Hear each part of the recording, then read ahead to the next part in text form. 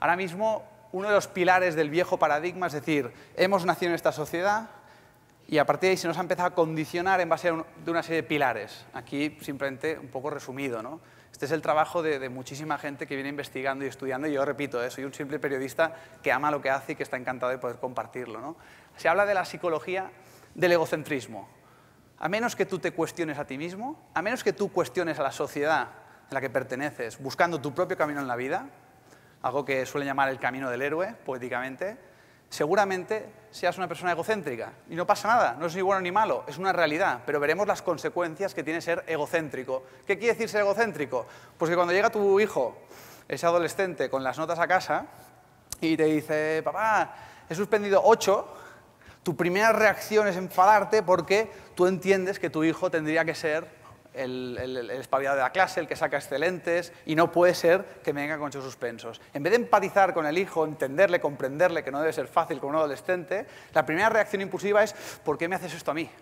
¿Por qué eres un desgraciado que me sacas 8 suspensos en vez de tener matrículas, ¿no? Otro síntoma de egocentrismo es cuando vamos conduciendo por el tráfico, que en Madrid me han dicho que es un tráfico bastante tranquilito en comparación con el de Barcelona, ¿verdad?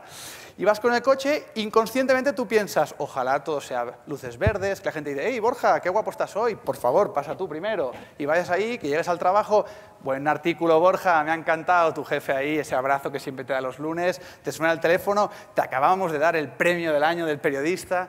La realidad no suele ser esa, ¿no? Pero, ¿por qué nos enfadamos cuando nos sucede eso? ¿Por qué nos enfadamos cuando el de delante nos frena, cuando se pone rojo el semáforo?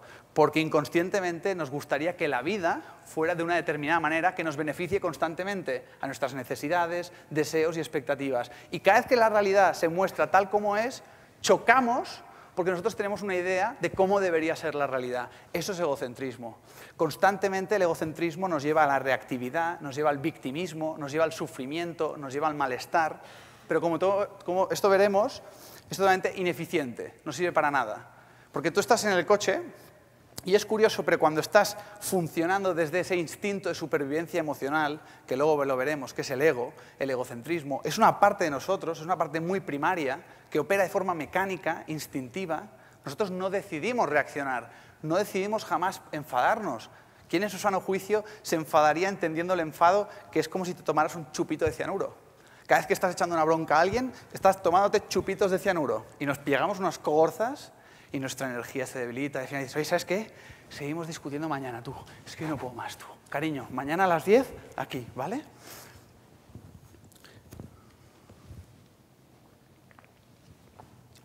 Pues como decíamos, cuando estamos en el egocentrismo, funcionamos de forma inconsciente, entendiendo la inconsciencia como la incapacidad de elegir nuestra actitud, de elegir nuestra conducta, de elegir nuestros pensamientos.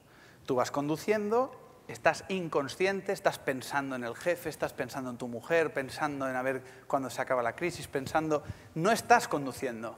Estás en todas partes menos ahí, conduciendo. Y como tú no estás, funcionas con el instinto de supervivencia emocional, que es el piloto automático. Si no fuera por el piloto automático, no seríamos capaces ni conducir, porque no estamos ahí. Entonces, como tú no estás y crees que todo va a ser como tú quieres que sea, frena el de delante y como tú no estás, el instinto de supervivencia emocional reacciona. Entonces, la reacción siempre viene implícito por pensamiento y emoción, malestar. Y te cabreas. Y entonces empiezas, coño, tío, pero no lo has visto que...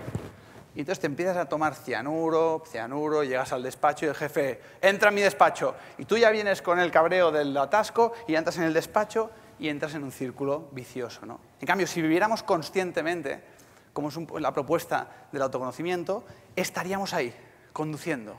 Mi mente estaría, estoy conduciendo, estoy atento, freno el de delante, giro el volante, sigo con mi camino. Nadie a quien culpar, nadie a quien criticar y sin chupitos de cianuro, tú. Empezar a tomar chupitos de vida, si queréis. ¡Ey, qué día tan bonito! Chupito de vida. Pero los chupitos de cianuro no los queremos más, ¿no? Entonces el egocentrismo, como decíamos, victimismo. Estamos todo el día, solo hay que poner la oreja en cualquier conversación, en casa, en el despacho, con la novia, con la parienta, todo el día quejándonos, criticando. Porque es que Zapatero, porque el sistema, porque las empresas, porque el mundo, porque mi madre, porque mi hijo, porque mi perro, porque mi gato, porque no tengo gato, porque no tengo perro, porque no tengo madre, porque a ver quién viene ahora. Estamos quejándonos constantemente, ¿no? Eso es lo que hace el ego. El egocentrismo está constantemente diciendo, hasta que la realidad no sea así, así y así, no voy a ser feliz. Me niego por completo. Al revés, resaca y chupitos de cianuro todo el día, ¿no? Entonces, victimismo es igual a vivir como una víctima de lo que te sucede. Entonces, la víctima es impotente. Yo no puedo hacer nada. Claro, hasta que no cambie el mundo, Zapatero se vaya y mi madre sea de otra manera, yo no voy a poder ser feliz. Así que me siento ahí y, espero a ver si hay suerte, ¿no? Y muchos vivimos así durante muchos años, en esa inconsciencia, anclados en el egocentrismo, sufriendo. Y por sufrimiento me refiero a pensamientos negativos, emociones negativas. Ya me entendéis, cuando viene esa caquita emocional, que todos tenemos a veces ahí dentro, y eso es malestar. Y eso nos conecta, eso alimenta al egocentrismo, con lo cual es un círculo vicioso, ¿no? Por eso el miedo, que el miedo, si os fijáis, tiene mucho que ver con la parte más primaria del ser humano, ¿no? Más allá de la psicología del egocentrismo, que nos ayuda a entender por qué la sociedad es como es, esta competitividad, esta individualidad, este yo, mi, mío, también tenemos en el actual paradigma, que es el viejo paradigma, el materialismo. Es decir, nos han condicionado para ser un yo muy fuerte, para tener un ego, un egocentrismo muy fuerte, orientado al tener. No, es que tú tienes que tener éxito, tienes que tener dinero, prestigio, estatus, los demás tienen que pensar bien de ti. Y, por favor, no me estudies literatura ni filosofía, estúdiame empresariales, porque te vas a morir de hambre. No, nadie puede ganarse la vida haciendo lo que le gusta. Vas a ser un perdedor. Y todo esto desde pequeñito nos lo van metiendo en la cabeza con muy buenas intenciones, esto no hemos de olvidarlo nunca, pero esto nos lleva a una orientación al tener. ¿Qué quiero tener? Venga, todo aquello, material.